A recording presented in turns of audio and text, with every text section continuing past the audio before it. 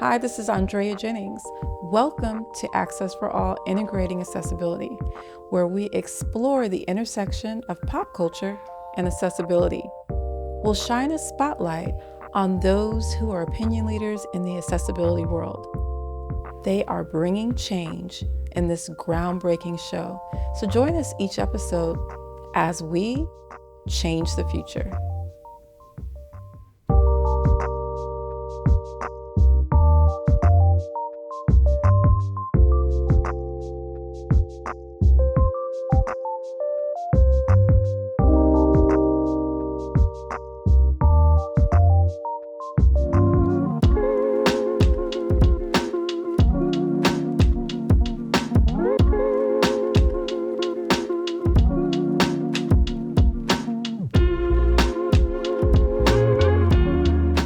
It's where health and culture connects. They are the most comprehensive online health resource for African Americans, and that's huge. We reached out to them. I reached out to Sherry, and she put together this wonderful idea for us to film at USA Today's office in Times Square at one of their summits. I'm excited about this conversation. We'll focus on systemic barriers and how the role of storytelling, technology, and community-driven solutions can move us forward to empowering patients with access to healthcare. Now we are at the summit and we have our own panel. And one thing I love about the work that BDO does, that Pasadena Media does, is they're open to trying things that people just normally are afraid to try. And it's been working out, and I think the reason is because people want to really hear real talk about issues that really matter, especially now. Donna Finale, U.S. Sustainability Lead at UCB, she is about that community. She explained to me that there are patient advocates at emergency rooms, and she's advocating for more of that to happen, where, this is something that already happens, and just kind of making sure that they are well-versed in ADA, well-versed in accessibility measures, and how to even just talk to people when it comes to mental health. In my work, I work across sustainability. I have a huge focus, on equitable access. And that is what we're going to talk about today, and specifically a little bit about some of the areas where we concentrate our work on at UCB, which is immunology. So we have rheumatology, dermatology, neurology, and rare diseases. So we asked about lupus. So it is rare that you'd be in a room like this and not have multiple people that say they have loved somebody that's either lived or lost their life from lupus.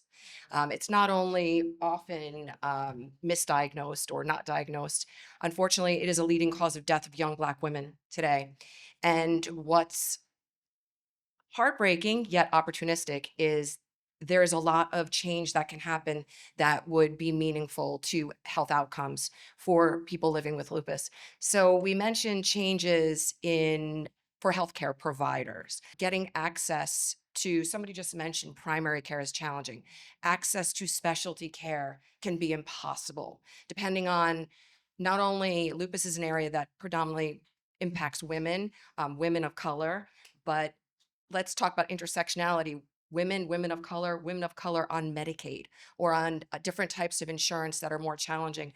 Oftentimes, even in areas such as New York, where we are, with all of the healthcare institutions, the average wait time can be 8 to 12 months to see a rheumatologist. So what can our doctors do? Do things to prioritize the sickest patients. Let's keep them from being seen in ERs where they would be not given the ideal treatments. They'd be given things like steroids that may hurt them, could possibly hurt them more than the disease itself. So, and then other things, inclusivity in clinical trials, offer clinical trials. I think this has been said already, but more often than not, we being representing a pharmaceutical, a biopharma, we want trial enrollment to increase. We want diversity in our clinical trials, yet we constantly hear, I've never been offered a clinical trial. So I think it's really about helping create access. And part of that is starting at the beginning with research. We also mentioned resources and not knowing what resources. For our physicians, partner with your advocacy groups, partner with your hospital administration, know what you have to offer. We often hear, especially in lupus, that social determinants drastically impact or impede a person's ability to get care. We've done research looking at all the things that would help, and oftentimes most of them are actually available, but people don't know or they're not offered. We then mentioned policymakers. What can policymakers do? So we're speaking about disabilities. So for instance, in lupus, recently had a conversation. We have tremendous lupus organizations, advocacy, LFA, LRA, LADA, these groups that dedicate their time to helping on policies. We talk about things like disability designation. So those type of groups really help people living with lupus navigate all the administrative burden associated. However, to date, it used to be 18 months. It's now 24 months is the wait time in many states to be designated disabled, which I don't know if we realize what happens in the meantime, but no coverage. No coverage for care, no coverage for medications or services. So it's really problematic. One of the groups I'm referring to talked about helping hundreds of patients in the last couple of years fill out the administrative work for disability designation. And they said only one in a couple of years out of hundreds received approval on the first try, and that patient was in a coma. So a lot to be said for that. Yeah. So just changes in things like those type of policies, looking at better reimbursement, better depth of coverage for community health workers. We had our wonderful dermatologist speaking about HS. We have an HS coalition there that they're fighting policy or working with policymakers to change state policies for coverage for medications. So just a lot to be done by both healthcare providers and policymakers in lupus. And continuing with that thought, what roles do companies like UCB play in advancing health equity? So, really, it's about how we prioritize our efforts. So, as I mentioned, sustainability is an area that goes, depending on what industry you're in or which person is leading it, can focus on different areas. But the one common factor around sustainability is that in healthcare, we all really do want people to do well. Some want it for different reasons, but ultimately, as a biopharma, we want our medications and our services and our treatments to work. We want people to do well. So we really prioritize the work that we're doing with the communities.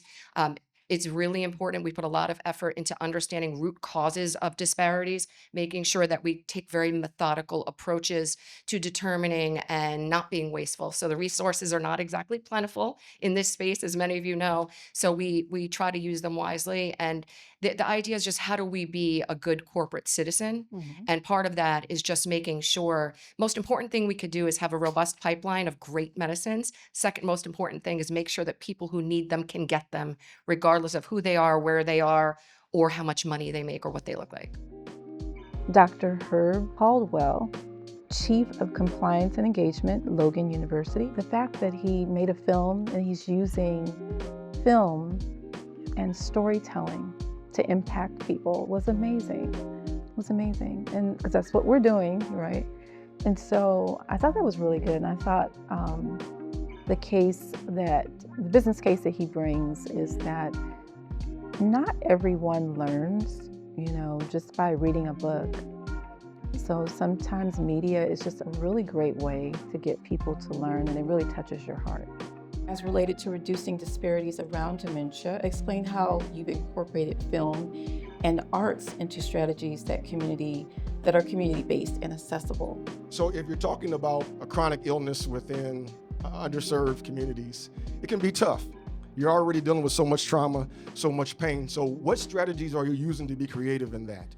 And so we've taken film, we've taken media, we've taken music, we've combined that with education, scholarship, research, along with community engagement. So what we do is we have what's called community engagement forums, and we're partnering with churches. We're partnering with colleges and universities, community organizations, and we have this 2-hour event, most often in a movie theater or auditorium.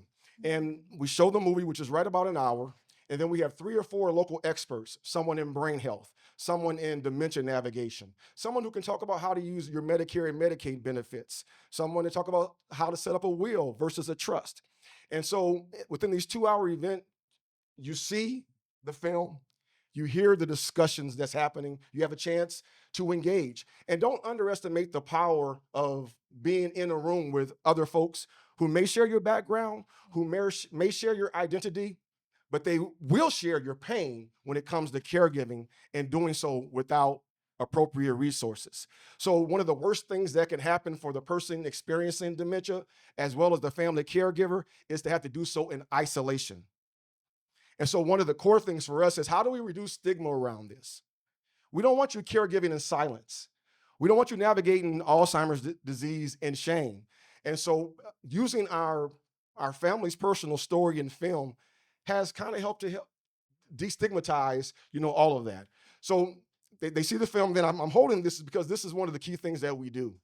Because you've seen the film, you've heard the conversation, but we want you to walk away with something. When you're dealing with Alzheimer's or any type of chronic illness, you just don't have the time, energy, or brain power to go through 4,000 different websites. But what if you have a 40-page or less quick reference guide that a fifth grader can understand? That gives you definitions, right? That gives you caregiving budgets. That tells you what the early signs of dementia are, right? So something you can be useful and reference. And then we most often are working with local organizations who can also provide our folks information. And I got to tell you, we give feedback and evidence and evaluations. And so we know that as a result of having attended these, and we've done 11 now in 4 different states, people are connecting with their primary care physicians. They're going and getting testing. They're connecting with caregiving support. And that's what it's all about for us. Again, access, connection. And Michael Bervell, founder and CEO of TestParty. Just the fact that this young person is so excited and authentically wants to help people, and just encouraging him to move forward and giving any advice I can to him as someone that I can see that's moving forward in this space. But just to know that he's so knowledgeable gives me hope that in the future we're going to have this access that we need, and that he's just taking the whole accessibility and integrating it with AI, and that's what we need. Again, just like big pharma, people have a negative connotation of big pharma, and it can be. Same thing with AI. He is jumping in there and making sure the AI represents disability in a positive way, because if he doesn't do it, who will? Tell us how AI and digital accessibility are transforming healthcare. Tell us about patient education and how AI can be impactful. Let's discuss some of those key developments. What are some of the biggest opportunities and risks in AI-driven healthcare? I'm a Zillennial, Gen Z, Millennial.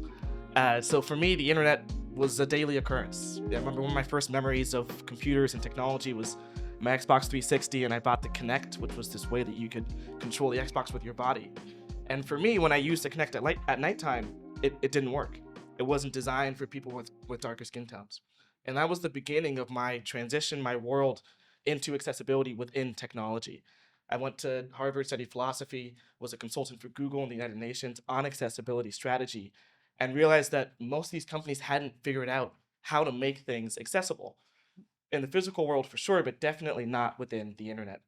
So what our company focuses on now today is automating digital accessibility. We have technology that can look at the source code of a website and within one click suggest fixes to global standards, both in America, Europe, Canada, and beyond. So that's really the focus of what I think about. And when we think about healthcare institutions, especially in a post-COVID world, almost everyone is using the internet to schedule appointments, to get medication, to get reminded about anything that they have to do as it relates to their healthcare and their health. So there's this question of, if a website is not accessible, who's not able to get health treatments? Who's not able to schedule appointments? And more and more and more. Then you think about intersectionalities. If you're Black and in healthcare, if you're in a hospital system that doesn't have extra capacity or budget to pay for consultants for $500,000 to audit your website and fix your website and then do that every year, sometimes people just don't think of these as core factors of a business's operations. And for us, it very much is. So we've been working over the last couple of years with a lot of private businesses, Fortune 1000s, health institutions, insurance companies, to ensure that everything is accessible. So I'll highlight 3 things that we've seen as problems within these conversations that you can share with your constituents.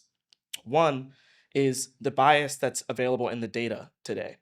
We use things like ChatGPT, and it's built and based off the internet. In our business, we know that 97% of the internet is not accessible. So if you ask ChatGPT a question about how do I make my website accessible, it'll give you the wrong answer. The same is true with health data for Black and brown folks. If you went and said, am I diagnosed with XYZ? If there's not enough training data in the data set to have answers, you're not going to get the right answers. Yeah. This is a core thing that we've been seeing. A second major issue that we've been seeing, at least within the health space, is just access to dollars. Do you have dollars and access for funding, specifically for Black and brown populations? When the president paused some of the funding for DEIA, we were directly affected. We had received almost $300,000 from the National Science Foundation to do the work that we were doing. And there was a time that funding was completely paused. And so we started this business thinking accessibility is almost the most unifying factor. Why not build more access when people with disabilities have $17 trillion in spending power, and it has become politicized. So this is something that a lot of institutions are struggling with and are facing. And I would say, the third issue is something that's really popular in the disability community, and it's a really great saying, which is nothing about us without us. Okay.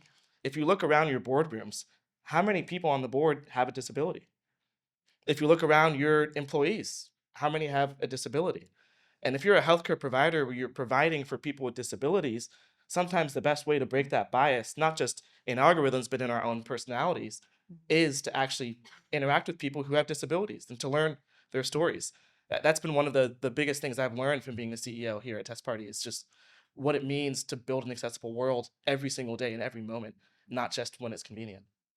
It's important that we hire disabled individuals. We don't just tell their stories for them. So thank you for bringing that up. How do we ensure that these tools actually benefit Black and disabled patients? We talked about intersectionality, so that's important. I mean, this is one of the core issues, right? If you can build technology, but if it's not accessible, not just in the accessibility sense, but accessible to people who need it, it's not going to make broad changes. So one thing that we think about a lot is how do you bring down the costs, right? Such that accessibility is just built into the process from day one. And one of the biggest costs today for digital accessibility is the audit process. Most companies, think of a Target or a Walmart, will hire a vendor, and that vendor will charge them maybe $300 or $400 an hour to audit all of their public sites.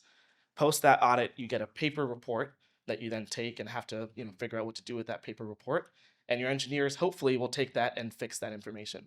The same is true within healthcare institutions, hospitals, insurance companies, etc. On average, these audits cost $250,000, and the fixes take away from new product development and cost $500,000 to $1 million. So just to figure out if you're accessible and to fix it, and it takes about 6 months, will cost you $1.5 million. Our aim as a business is to bring that cost down to $50,000, which will allow way more institutions, especially institutions that don't have exceptional resources, to be able to do these sorts of activities. So that's one way that we think through this, is how do you bring down costs? And the second is things like this, making it a more informed discussion, such that whenever people are going to their board meetings, whenever people are thinking through where should we put our priorities for the next quarter, 3 quarters, 5 years, they're focusing on accessibility and thinking through accessibility, especially within Black populations. So cutting costs, increasing awareness, these are two of, I think, the biggest levers that we can be taking, especially in making health more accessible for Black communities. If you don't have a disability today, you'll probably develop one at some point within your life. Yeah. And I think realizing that, this may be a business, or this may be a tool or a solution that you don't need today, but that someone needs, or that you in 20 years, 50 years might need, helps to make that case a little bit easier. Yeah. One thing I do want to share is just a couple examples of what accessibility looks like, because I think all of you have probably already used accessibility tools. So if you've ever used a voice input device, you have like Siri say, type your text message for you, that's an accessibility feature. If you've ever used a keyboard, that's an accessibility feature. If you've used a mouse, that's an accessibility feature. So I often say that innovation happens at the edges of the bell curves, that when you're building for people who are disabled, for people who have different abilities, that's when you find the true innovation that pushes all of society forward. So that's just what we like to think a lot. And when we argue to businesses why they should invest in this, we use those as examples, especially within the health context, to say why you might actually be doing better for your business by becoming more accessible. Me, myself, and UCB have been partnering with BDO the last couple of years, and partnering with groups like that help you understand the lived experience, partnering with your payers. It's not easy, but partnering with them. Some of the biggest successes we've had last year alone, partnership with BDO and MLK III, partnering with Health First, the payer right here in New York, largest payer, getting their support. So not only does it allow for each healthcare stakeholder to contribute, but it allows you to reflect upon the fact that every one of us in the care continuum plays a role in creating inequities and barriers. So until we reflect and realize what we're doing that could change, that's when the real change happens. So my one term would be collaborate. If you want to look into some of the work that we've done, ucb.com. We have our general website. There's a lot on sustainability, on equitable access, things of that nature. And there's also some other publications on there that I've authored, et cetera. So Thank you. you're so welcome. Thank you. Thank you for being here today. Michael, what would you like to leave us with today? Well, I would say hire people with disabilities, listen to people with disabilities, and since you all are serving patients, have deep empathy for the patients that you serve. We're lucky that our name is TestParty, because if you Google TestParty, we're number one. So if you want to find anything out about us, it's just testparty.ai or just search up TestParty. Dr. Caldwell, what would you like to say? MamaJoeProject.com is where you can find us. I think my colleague said it. It's about partnership. It's about collaboration. Until we get this thing licked, there's not enough tools in the toolbox. So let's continue to move forward with helping the folks who need it most. So my biggest takeaway from attending the State of Black Health What Now Summit was that you have people to support you.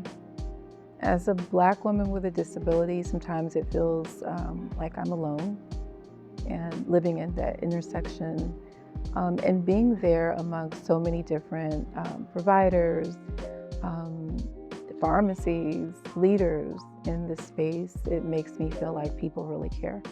And I'm hoping that people who watch our episode will feel the same way. I'm here with social media's Dr. Judith to give us some tips on how we can take in all of the information regarding the wildfires. So, Dr. Judith, what would you like to say? Can you give us 3 tips on how we can deal with the wildfires and all the information that's coming into everyone? It's really important that you stay informed, but you don't overconsume. And here's why.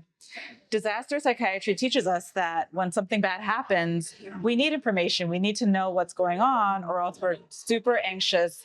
Humans do not like the uncertain. So you want to tune in at certain points during the day to get your information, but you don't want to doom scroll. You don't want to overconsume the information, because that's a form of re-traumatizing yourself. Yes. Number 2 is stick to a routine. A lot may be changing in your life, and this is especially important for children. Try to get up at the same time every day. Try to go to bed at the same time every day. Make sure you're drinking water. Get movement in. Try your best to stick to a routine when it comes to things that you can control, when there are so many things that you cannot control. And number 3 is make sure that you ask for help. Lean on others. People who go through disasters, especially if they have a history of mental health conditions or substance dependence, or even a history of, having hopelessness, you want to make sure that you check in and you ask for help, because this is a vulnerable time for you. This is when you're going to need more support more than less. Thank you so much. And I guess that gives people structure. It does. And that will make people feel safer. Yeah. Thank you so much. You're welcome. It's my pleasure. I hope you learned something today watching Access for All Integrating Accessibility, where we dive deep into the subject of accessibility beyond and above compliance.